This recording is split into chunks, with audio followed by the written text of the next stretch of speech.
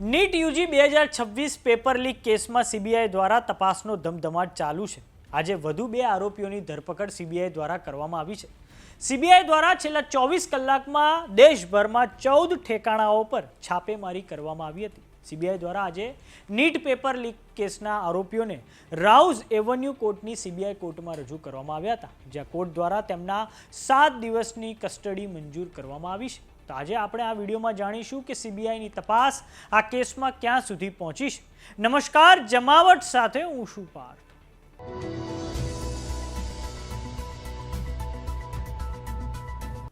NEET UG 2026નું paper leak થતાં સમગ્ર દેશમાં ખળભળાટ મચી ગયો છે। 22 લાખ વિદ્યાર્થીઓ અને તેમના વાલીઓમાં ભારે આક્રોશની લાગણી છે। ત્યારે પેપર લીકની તપાસ સીબીઆઈ દ્વારા કરવામાં આવી રહી છે, જેમાં સીબીઆઈ દ્વારા તપાસનો ધમધમાટ હાલમાં ચાલુ છે। અને હવે આપણે જાણીએ કે સીબીઆઈની તપાસ ક્યાં સુધી પહોંચી છે। તો સીબીઆઈ દ્વારા છેલ્લા 24 કલાકમાં સમગ્ર દેશમાં 14 ઠેકાણાઓ પર છાપેમારી કરવામાં આવી છે। આ ઉપરાંત સીબીઆઈ દ્વારા આજે 2 નવા ઇસમોની ધરપકડ કરવામાં આવી છે। આમ હવે આ કેસમાં કુલ ધરપકડ કરાયેલા આરોપીઓની સંખ્યા 7 પર પહોંચી ગઈ છે। નવા 2 આરોપીઓની વાત કરીએ તો પહેલાનું નામ છે ધનંજય લોખંડા, જેની મહારાષ્ટ્રના અહલ્યાબાઈ નગરથી ધરપકડ થઈ છે। બીજા આરોપીનું નામ છે મનીષા વાઘમારે, જેમની મહારાષ્ટ્રના પુણેથી ધરપકડ થઈ છે।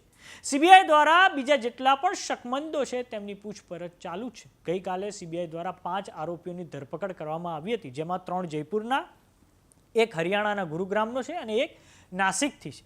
તો હવે આજે સીબીઆઈ દ્વારા 5 આરોપીઓ શુભમ ખેરનાર, મંગીલાલ બિવાલ, વિકાસ બિવાલ, દિનેશ બિવાલ અને યશ યાદવને રાઉઝ એવન્યુ કોર્ટની સીબીઆઈ કોર્ટમાં રજૂ કરવામાં આવ્યા હતા। અને હવે સીબીઆઈ કોર્ટ દ્વારા આ 5 આરોપીઓના 7 દિવસની કસ્ટડીમાં મોકલવામાં આવ્યા છે।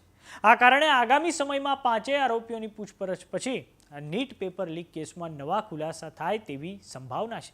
હાલમાં તો સીબીઆઈની આખા દેશમાં તપાસ ચાલુ છે। સીબીઆઈ દ્વારા નીટ પેપર લીક કેસમાં જે એફઆઈઆર નોંધવામાં આવી છે તેમાં એ બાબતનો પણ ઉલ્લેખ છે કે નીટના પ્રશ્નપત્ર સંબંધિત કેટલાક મહત્વના દસ્તાવેજ કોઈપણ પ્રકારની ઓથોરાઇઝેશન એટલે કે કોઈપણ પ્રકારની પરમિશન વગર જ બહાર ફરતા થઈ ગયા હતા। ત્યારબાદ આ વાતની ભનક એનટી એટલે કે નેશનલ ટેસ્ટિંગ એજન્સીને આવી હતી, જેના કારણે હવે નીટ એક્ઝામ કન્ડક્ટ કરાવતી સંસ્થા એનટીએને લઈને પણ લોકોમાં ભારે આક્રોશ છે।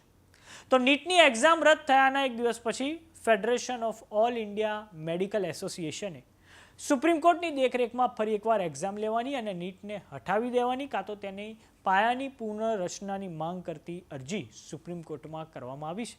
2024ના વર્ષમાં પણ આ પરીક્ષામાં પેપર લીક અને ગ્રેસ માર્ક આપવામાં ગેરરીતિના આરોપો લાગ્યા હતા અને એ સમયે હજારો ઉમેદવારોને અસામાન્યપણે વધુ માર્ક્સ મળતા રાષ્ટ્રવ્યાપી પ્રદર્શન યોજાયા હતા। અને હવે 2026ના વર્ષમાં ફરી એકવાર નીટ યુજીનું પેપર લીક થયું છે અને આ કારણે જે 22 થી 23 લાખ જેટલા વિદ્યાર્થીઓ છે કે જેઓ 3 મેના રોજ એમણે એક્ઝામ આપી હતી, તે તમામ વિદ્યાર્થીઓમાં હાલમાં ભારે નિરાશાનો માહોલ જોવા મળી રહ્યો છે।